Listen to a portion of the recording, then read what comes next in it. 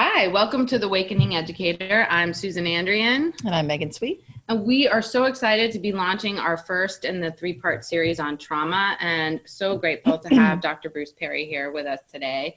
I'm currently training in the Neurosequential model, which is out of the Child Trauma Academy with Dr. Bruce Perry. So grateful that you were here today. Welcome. Thank you very much. I'm happy to be with you guys. Yeah, thank you. Thank you. And so I'm going to start by reading your bio. For over 30 years, Dr. Perry has been an active teacher, clinician, researcher in children's mental health and the neurosciences. He's currently the senior fellow at the Child Trauma Academy, a not-for-profit organization based in Houston, Texas, an adjunct professor in the Department of Psychiatry and Behavioral Sciences at Feinberg School of Medicine at Northwestern University in Chicago. Dr. Perry is the author with Maria Szalavitz of The Boy Who Was Raised as a Dog, a best-selling book based on his work with maltreated children, Born for Love, Why Empathy is Essential and Endangered. And in 2013, he released a multimedia book, Empathy is Essential, and Brief, Reflections on Childhood Trauma and Society.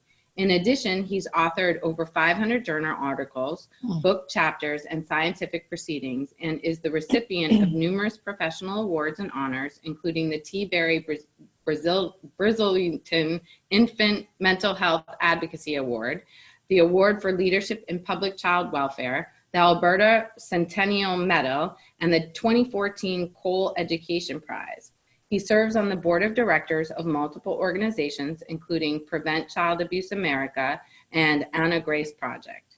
His clinical research over the last 10 years has been focused on integrating emerging principles of developmental neuroscience into clinical practice. This work has resulted in the development of innovative clinical practices and programs working with maltreated and traumatized children, most prominently the Neurosequential Model, a developmentally sensitive, neurobiologically informed approach to clinical work, education, and ME, and caregiving, and MC. This approach to clinical problem solving has been integrated into the programs at dozens of large public and nonprofit organizations serving at-risk children and their families. Dr. Perry, a native of Bismarck, North Dakota, was an undergraduate at Stanford University and Amherst College. He attended medical and graduate school at Northwestern University, receiving both an MD and Ph.D. degrees. Dr. Perry completed a residency in general psychiatry at Yale University School of Medicine and a fellowship in child and adolescent psychiatry at the University of Chicago. Dang, Bruce. I should have interrupted that. That was... That's an incredibly impressive resume. Really impressive. And you're a fellow tree, so I like you already. Yeah. And Megan is a Stanford alum as well. Yeah, that's right. That's an incredibly impressive resume and a huge gift to the larger community. So really grateful. Yeah. That's very kind of you to say. And a lot of that's because I'm just really old. You know? When you get old, you kind of accumulate stuff. Well, it's still very impressive. Yeah. Also wanted to note that today we are pre-recording our show, so we're not going to be able to take in any calls, but please share any thoughts or responses that you have with us on our webpage or our Facebook page, and we also have a Facebook group. So right. Yeah, thanks for that. Yeah. So I'm just wondering, neuroscience is becoming really popular, and you're somebody who is on the leading edge of that. And I'm just wondering, like, what you make of that, or how you reflect on now neuroscience and the way the brain works is showing up in a lot of more, people like me talk about it. So people that aren't trained in this methodology or in how the brain works, just how does that feel to see all that coming about? Well, on one hand, it's very interesting. I mean, I think, first of all, I think the brain is a remarkably fascinating part of us. And a lot of the really unique things about human beings are because of our brains. And it's, it's in many ways, it's really just endlessly fascinating to understand how the brain works. And, for example, even the fun stuff, I was hanging around with my 7-year-old grandson and looking at optical illusions, and just the idea that, there's all these really cool things you can learn about how the brain processes sensory information, how the brain helps us think and move and walk and talk. And so I'm, of course, biased because I'm trained as a neuroscientist, but I do think that people are fascinated by the brain because it's a little bit like looking under the hood of the car, right? It's, a lot of people understand the car, you can just put your foot down and it goes fast, and put your foot on another pedal and it stops. But actually seeing how stuff works, I think, is fascinating to lots of people. So on one hand, I can see why people like it. On the other hand, it's one of these things that's kind of interesting is that, as people first start bringing these complex concepts into other areas that aren't really neuroscience, there's a lot of room for distortion and, misassignment and sort of false causality and all kinds of things that can lead to misunderstandings. And so it's one of the things I'm always sort of keeping an eye out for, that there's an inevitable task of having to translate and simplify these complicated things to bring it out of the really sort of complicated neuroscience world into the less technical arena. And so that's part of what we as a group have been trying to do for 25 years, is accurately translate some of these concepts into other arenas in a way that's respectful of that complexity and not oversimplifying, but also is digestible by people who aren't neuroscientists. So it's a tricky process. Yeah. Thanks for that. I mean, I find even as I'm training in the neurosequential model, I find myself getting so excited about some of the concepts and then trying to translate what I'm learning to my colleagues or to the teachers that I work with. So I definitely feel that pull and dilemma of how do I communicate this really complex ideas in ways that make sense. Yeah. It's one of the, when you're working with a family or talking even to a child about this, you want to explain why you might make a recommendation, for example. And so you pull in a little bit of neuroscience, but you really have to do it in a way that's that they can connect with. And so that's really been challenging.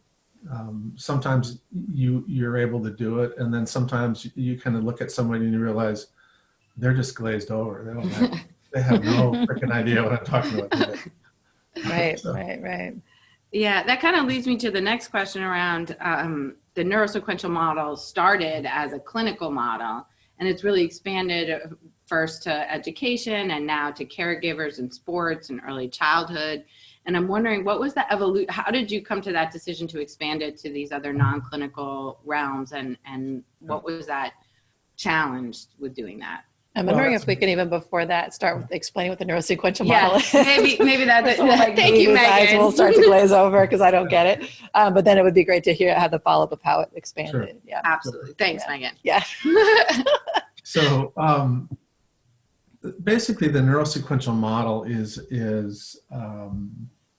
a set of concepts and principles that focus in on how the brain is organized, how the brain processes information, how the brain develops, how our stress response systems work, how our stress response systems can become more sensitized or vulnerable. How do the stress response capabilities become more flexible and resilient? And so all of these are we've developed a number of what we call heuristics, or sort of teaching principles that have taken some of these complex concepts out of the neurosciences and other related areas and brought them into a more digestible language. And as we did that, we did it, as Susan says, we did it initially to help us create a clinical problem-solving approach that would kind of respectfully look at the developmental history of a person both the history of things that are bad, so like adversity, and a lot of people probably heard of ACEs. So we're very interested in the nature and the timing of developmental adversity, but also the nature and the timing of the buffers, relational buffers, connection to community and culture and family that we know can influence the way a bad experience or an adversity will impact an individual. So we're looking kind of at these developmental factors that may play a role in how somebody's functioning in the present. And then when we look at the person and look at their strengths and their vulnerabilities, when we're thinking about how do we approach this clinical challenge, you know, whether it's depression or they're impulsive or they're struggling in some way, we're able to see whether or not there are any obvious developmental factors that may be playing a role in how they're functioning currently.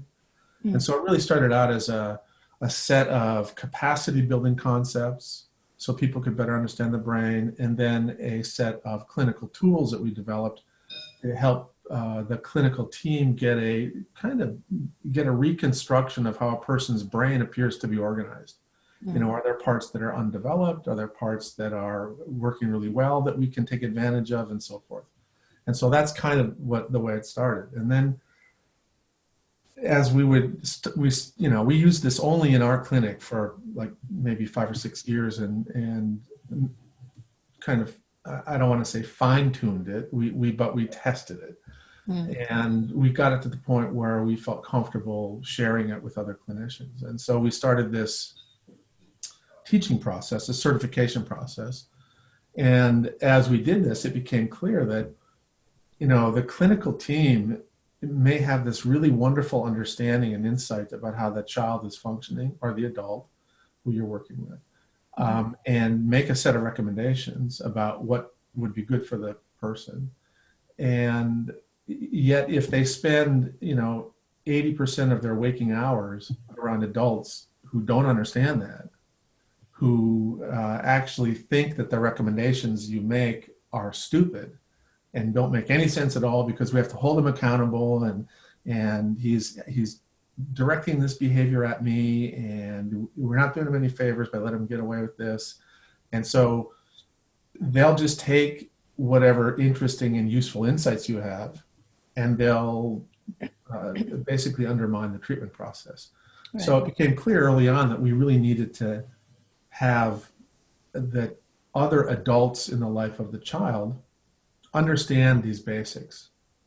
And fortunately, that the core concepts are very relevant for understanding, you know, all human behavior. So, you know, once you learn some of these things, it really helps you understand better ways to teach.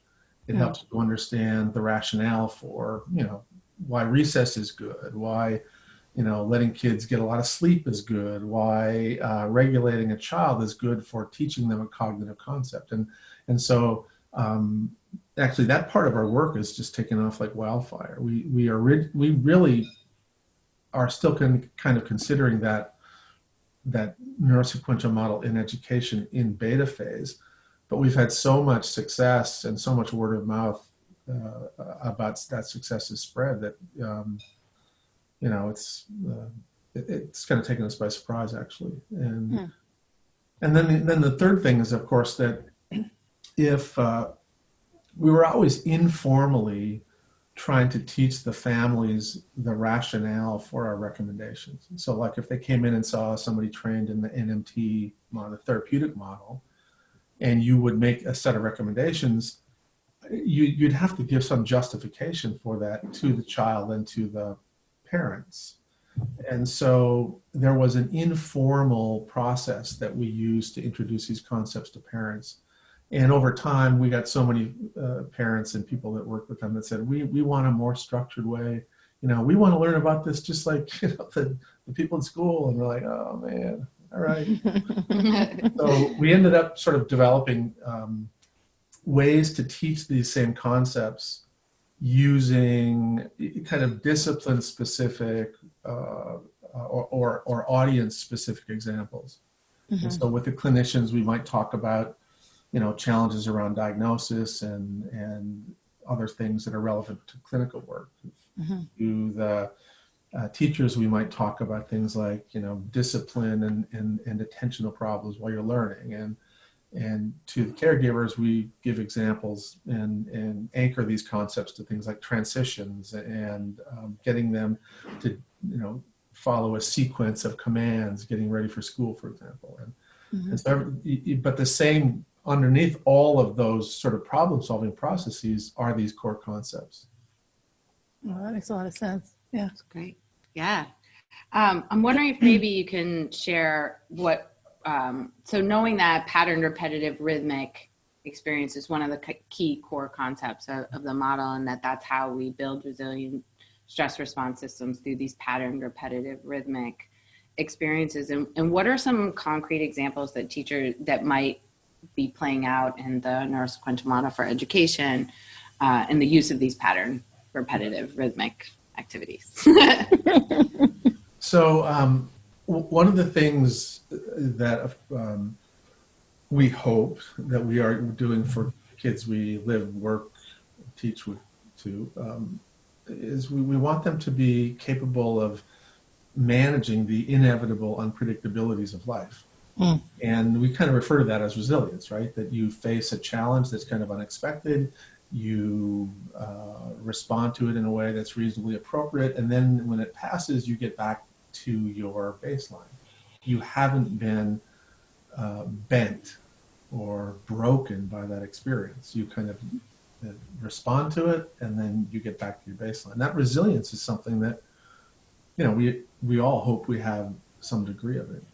Mm-hmm. And it turns out that the ability to sort of demonstrate resilience in the face of some kind of adversity, it is related to kind of the strength of the stress response systems in your body, most of which originate in the brain. So you have a sort of the stress response systems permeate your entire body and involve every organ system. But really the nucleus of the stress response are these core regulatory networks that originate in lower parts of the brain. And it turns out that these systems, whenever you're threatened or challenged, will become activated, and then they'll mobilize whatever set of brain-mediated and body-related functions you need to get through that moment. But if those systems are activated in ways that are unpredictable or extreme, and the pattern is sort of consistently unpredictable, and this system doesn't know when it's going to be able to rest and when it has to turn on. So what that does is it goes through a number of genetic changes so that it changes in its reactivity. It becomes overly active and overly reactive. Mm. So for the tiniest little challenge, there'll be an over response. Mm-hmm. And this kind of wears out the body, and so your heart gets beaten down and your lungs become sort of beaten down, and all of the systems in your body become more vulnerable. And then you demonstrate increased risk for problems with learning, problems with relationships, problems with regulation, self-regulation, problems with cardiovascular risk, problems with, risk for lung problems and so forth. Mm. And so it's a wonderful thing that we can respond to a threat, but if the pattern is extreme and unpredictable, those systems get worn down, and then all of the target areas in your body that those systems influence also get worn down. And that's where sort of the observations of the ACE study, that's kind of what they're cueing in on. If you look at somebody who's had an accumulation of a lot of developmental adversity, Mm-hmm. which basically underneath that is something that's going to activate these systems in these unpredictable or extreme ways. Those individuals are at greater risk for mental health problems, social health problems, physical health problems, and so forth. So now back to the actual question.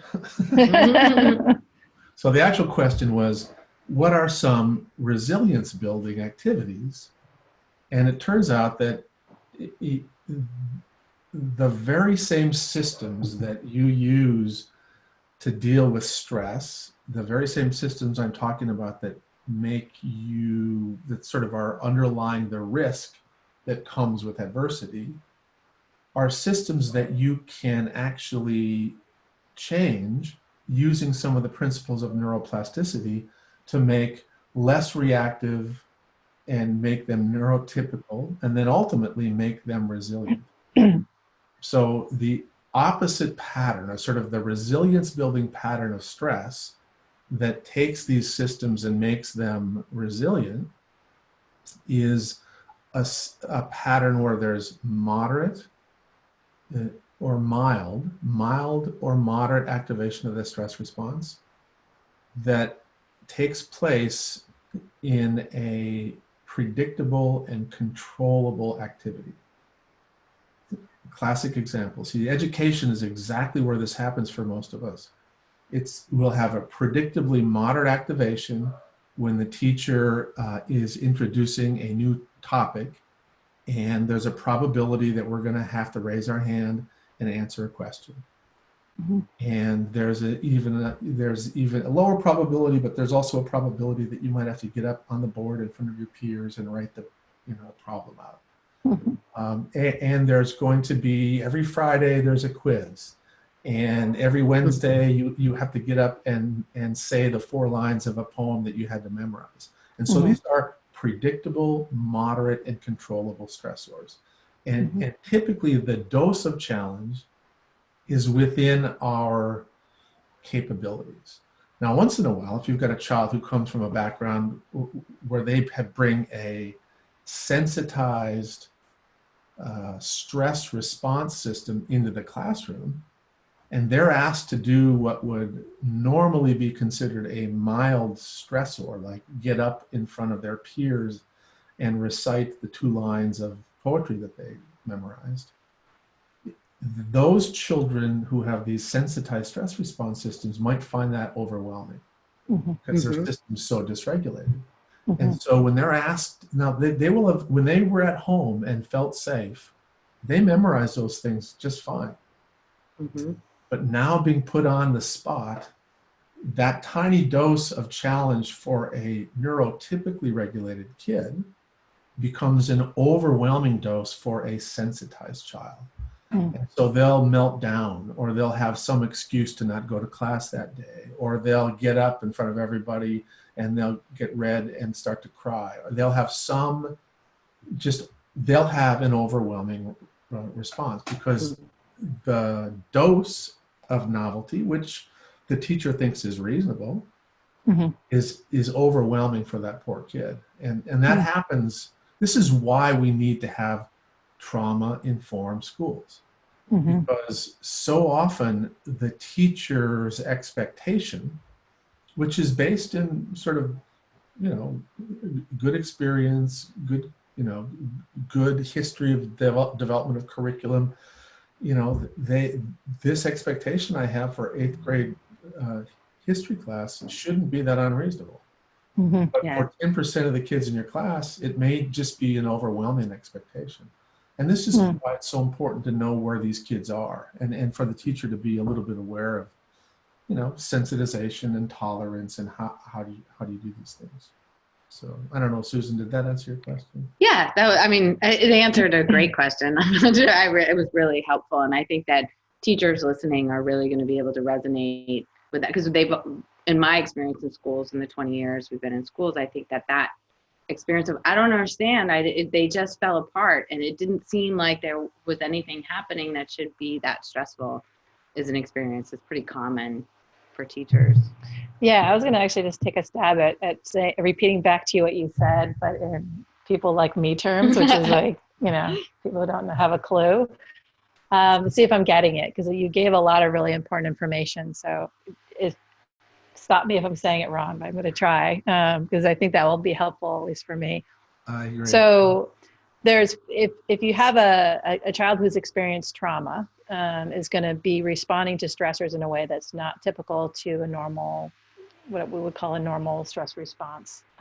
When you were saying that, my thought was going to things like, you get a rush of adrenaline or cortisol floods your brain, the fight, flight, freeze response. Is that what you're describing when you're talking about that response, or is there a different place in the brain?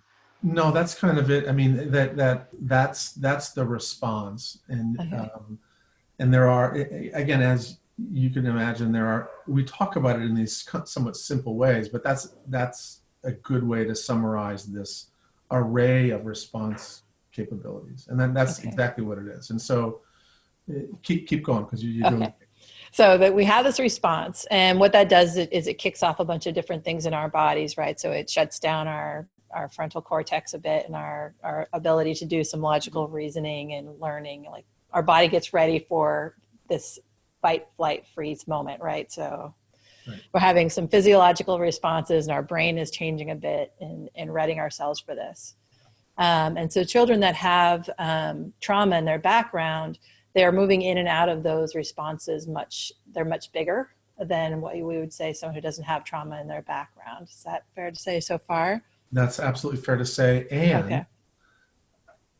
to add to that is that not only are they having these bigger sort of swings and more reactive, they begin to drift into an almost chronic state of being either in a shutdown state or an activated fight or flight state. And that is sort of the kryptonite of the educator, because the child will walk into the classroom and they'll look just the same as any other kid. But in their brain's basically saying, I'm in a threatening situation. And exactly as you said, because of that, one of the things that will happen is really important parts of the cortex will just not be open for business.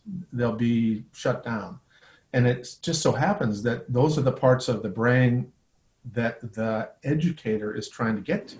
Right. Because that's the cognitive part of the brain, the part of the brain that stores language and it can tell time, and it's all about sort of complex concepts. And so the teacher can give a great lecture, and a child can be sitting and looking like they're processing that information, but literally the information's getting halfway into their brain and then it's diffusing and inefficiently getting taken up. And not only that, sometimes it's getting taken up in distorted ways. So, if you ask some of these kids to repeat back to you, what did I just say? Or what did you hear me say about something? They will give you some approximation that's distorted. And you'll go like, how in the hell did you get that from what I just said? But that's because of this distorting impact that a fight flight activation has on cognitive processing. Wow, that's really helpful. Yeah, and it's such an important point that you keep reinforcing the same habit, so the same response in your brain. So they're walking around kind of flooded with this response that's shutting down their brain, and as you named, causing harm to their bodies as well, because that's a big wear and tear on your body to have that happen. And so the work that you're doing, if I'm catching it, is to help to bring those children up to a little bit more of a normal way of starting to process. Because if they're not in that, then they're going to have these they're having these big moments, but also that leads to these, what you would describe, or a lot of teachers would describe as kind of typical stressors in a classroom, things that feel kind of small or low level. There's a giant response. Right. And then the teacher is responding to the giant response rather than attending to the child who's like, is having this huge internal struggle that's going on. They're dealing with whatever that giant response looks like. It's yelling, it's crying, it's shutting down, it's what have you. And then it just probably, I'm imagining, worsens the cycle, because now they really are in some kind of a threat situation, right? But if we can start to bring, sorry. No. I mean, what you're talking about is you got this, you did great, by the way. Okay, good. So, and what you're describing is one of the real challenges is that everyday normal activities become these huge challenges for these dysregulated kids. And one of the most common is transitions. So this is what you'll hear, both with little kids and older kids, when you transition from one class to the next is when they just get so dysregulated. And so for them, when they come into the class after one of these transitions, it takes forever for them to get to a state where they can even hear you. And so if they don't sit down, if they don't start what they're supposed to do right away, the teacher, as you point out, will kind of get frustrated. And then there's another whole set of principles that we teach in this model, and that's about what we refer to kind of as neurosociology, just the neurobiology of human interaction. So at the heart of that is this observation that I think everybody kind of knows, but they may not put it to words, but it's that human beings are contagious to other human beings. And so if you've got a dysregulated child and you've got sort of a teacher on their last nerve because it's the last period of the day, that interaction is like sort of like gasoline and fire.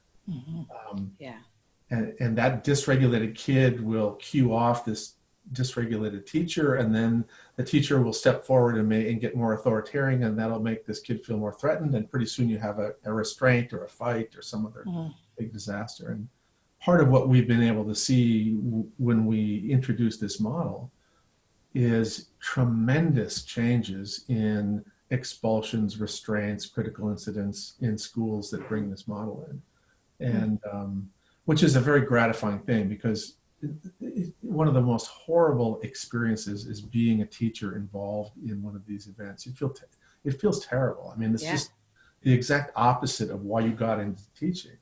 And so when you minimize those, that the climate in the classroom changes quite a bit. Which, again, because of the contagion of human emotion and human affect, the more regulated it feels, the easier it is for these dysregulated kids to get to the point where they can learn.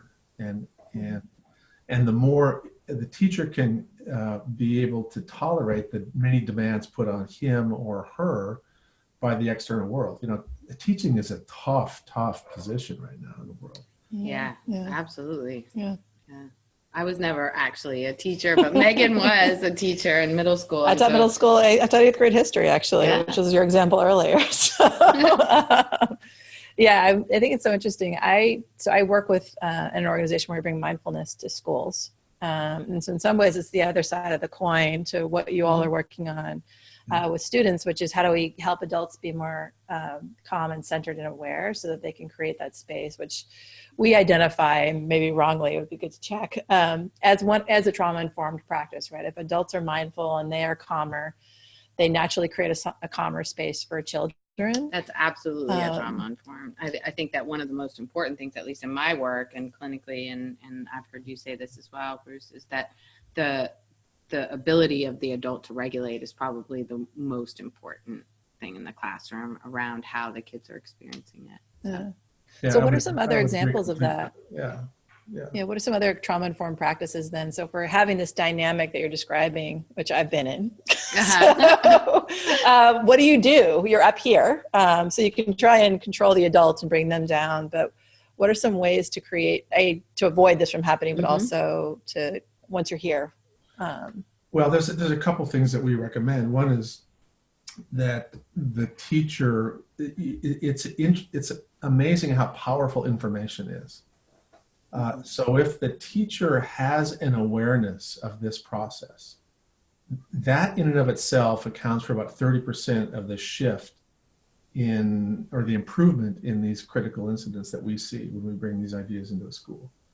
Even without the introduction of the techniques that are involved at self-regulation, mindfulness, or taking breaks, or team teaching, all the things that would lead to a better regulated teacher, you don't even have to do, it's good to do those, but even without those, just helping the teacher understand what's going on leads to much more intentional sort of taking a step back instead of taking a step forward.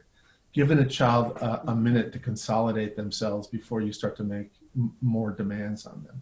Just little diffusing techniques that educators start to employ can lead to a shift. And this is, Susan said it, and you said it too, Megan, but because of this contagion and because of the power differential in a classroom where the teacher is the dominant person in the classroom, the affect or the emotional tone of the classroom flows from the teacher. And so if you don't, as a school, take care of your educators, If they're not regulated, just as Susan said, it doesn't matter. I mean, a dysregulated adult cannot regulate a dysregulated child. And in fact, a dysregulated adult will make most regulated kids feel dysregulated. And so the sort of the key to all of this is what a mindfulness program would do, for example, that targeted educators. If they can use those techniques as part of a regulating toolkit, that can make a big difference in a classroom.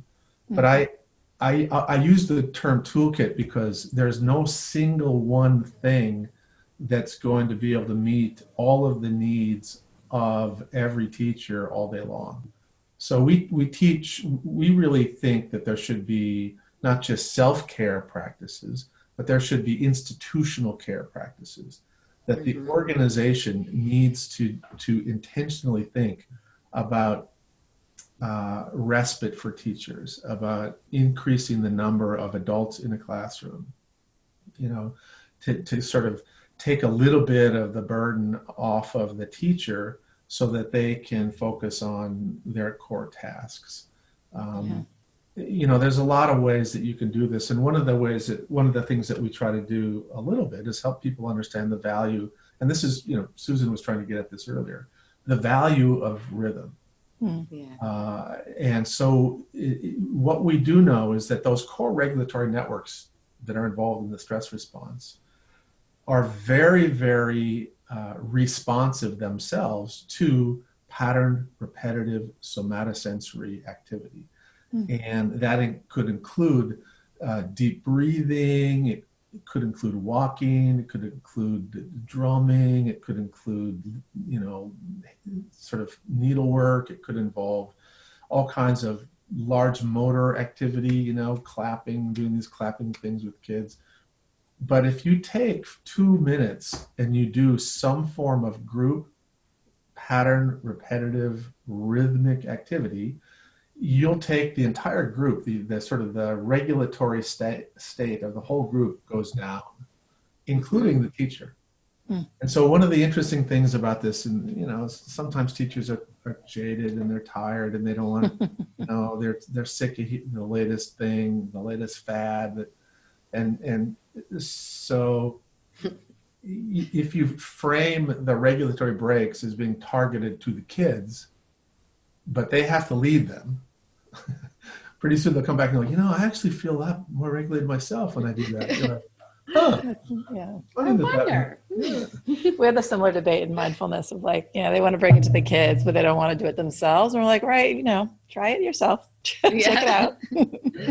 Yeah. I think this issue of supporting the system, supporting the schools, really paying attention to the larger system, because we're at a national teacher shortage because the work is so hard. We're underfunded school, like all of those things that you mentioned, I think are so important and critical. And yet we're in a national debate where we're defunding schools and we're putting more and more kids in the classroom, and we're asking more and more of our educators, and sort of thinking about this as a dilemma that they face. Yeah, that's so when you're describing, I just felt like I'm like the dunce in the room, but I'm going to keep going with my you're never a dunce, Megan. I'm slow. So when you're talking about even you named like a rhythmic thing, and I don't have rhythm, so that my anxiety goes up when you talk about rhythm because I don't know it. But so you're offering truly maybe drumming on the desk or doing something like that as a built-in part of the transitions, or poetry. Poetry. You are actually more rhythmic than you know. I mean, everybody. I don't know, Bruce. I'll give you a run for your money on that one. But do you like music? I do like music. Really? Yeah. So, and I think one of the things you're pointing out is that not everybody likes the same kind of rhythm. But if you looked at the core rhythm of all the activities that people choose, the core rhythm is the same. Pattern, repetitive, rhythmic music is at the same sort of pleasing and regulating rhythms as walking.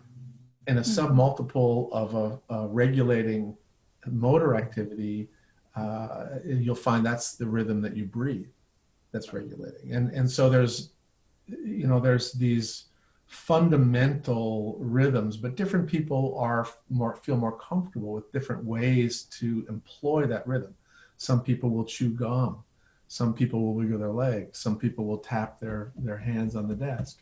But one of the things that we try to do with this neurosequential model in education is help the teacher explore the set of potentially regulating activities a child can use. And then when there are times when there are group regulatory things, and then there's times when there's subgroup regulatory things. So some kids find it very regulating to go and literally go in a quiet place and read, or do video games. A lot of kids video games can be a dissociating, regulating activity. But I think that's kind of what I'm a big proponent of, recognizing the individual needs and strengths of a person, that everybody's different. And whenever we try one size fits all things, it just, it may help a number of people, but there's always going to be people who don't benefit from whatever that activity or intervention is.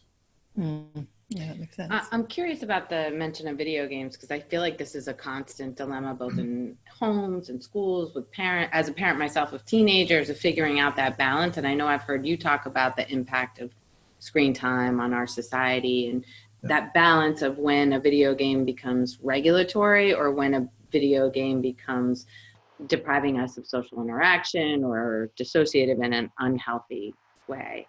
Yeah, and you're basically cueing in on I think the key question about almost any human activity, and that is moderation. That you could take any I mean, not to be crude here, but bring up masturbation, right? So how many times a day is pathological, and how much is sort of like whatever, everybody does it, right? Right. I'm sure that changes between a 16-year-old and a 25-year-old, right? And so a lot of it is sort of cultural context. There's certain things about where norms come from and what's acceptable, what's not acceptable. But the reality is, almost any human activity, if you did it all day long, would be not so good for you, because it would be excluding other enriching activities. So I know kids, for example, who read too much. They literally, and everybody goes, oh, reading is the greatest thing on earth, and blah, blah, blah. Everybody should learn to read. Because we spend huge portions of our federal budget, or our education budget, on teaching kids to read. And so why are you upset that a kid reads so much? Well, because this kid literally reads all day long. He has not learned how to make a friend. He doesn't do anything that's motorically active that helps him explore the world in a three-dimensional way. He has a very rich inner world, and in fact, you're feeding into sort of his tendency to not want to be in the real world. And the same thing can happen with video games. And video games are a little bit more scary to us, because a lot of times the content is more, graphic and violent and so forth. And but I do think that by and large, most kids who have a handful of friends, have a set of other outside interests and skills, whether it's music or drama or sport, they're going to play video games a little bit, and then they're going to want to call their friends and go hang out and play basketball. Right. So for most people, it doesn't become an issue, but it definitely can, for some kids, is exactly what you say. It pulls them away from healthy interactions. And so I think it's something that we haven't as a culture figured out very well. Yeah, well, I love the idea of moderation too, because it's such a simple, like you said that, and I immediately went, okay. Yeah. Because my kid wants to play video games and you don't know. Yep. I think the world we live in with so many different sound bites too, we get just little snippets of what the information is. It kind of brings me back to my original question around, like neurology and understanding, you know, how brains work now is a popular thing, but if it's taken without the right amount of information, or we only take one little soundbite of what we understand it to be, and then we apply it to the larger context, we miss the point. Exactly. And I think video games is in that one. Yep. I can't believe it. We've actually already reached an hour. We Susan. have. Oh, we had so many more things we wanted to I know, we had talk so about. much more to talk about. Oh, well, Yeah. it was awesome talking with you guys. And as Susan warned you, I can talk. I love it. I can We talk too. really appreciate you coming on the show. It's Yeah. really so informative and so in line with what we're trying to bring in terms of growing the discourse. We're excited. We have a few shows coming up. Do we have time to share what we have coming up? Yeah, we have our next person that we're interviewing did a little bit of the counterbalance, but she did her research on trauma and compassion fatigue for educators. So similarly, like if you're just on that giving side, what is happening to you and how that stops you from being able to actually show up for your kids the way that you want them to. So we're excited to have her come. Yeah, and that show's on November 29th. Yes. Mm-hmm. And then we have Angela Harris of Big Sky Therapy and Jema Muldoon of early childhood education teacher, who are also training in the neurosequential model.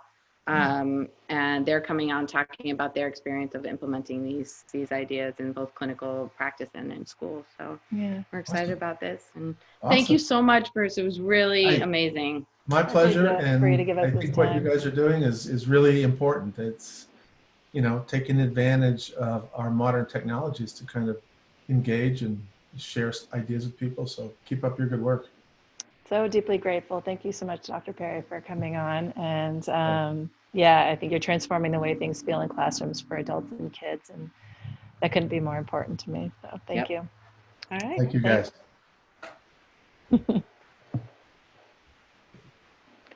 Oh, there you go. Okay. Is it too long?